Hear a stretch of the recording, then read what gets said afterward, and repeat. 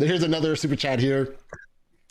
It says, thanks for the advice. I'm going to Baghdad next week and I already saved all the funniest She Was 9-year-old semen stains and leather strap hadith to share. Gosh, man. See this, Marlon? Notice, Marlon, you have to end up talking about all this disgusting stuff anytime.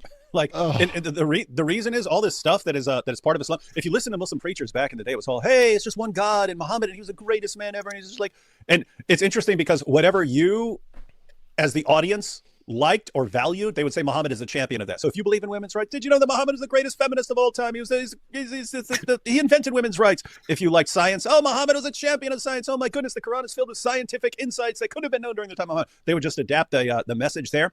But now you're dealing with a situation where some of these things are becoming common knowledge about, Muhammad with a 9-year-old girl and so on. So you actually cannot talk about Islam anymore without people bringing up so she was 9 years old.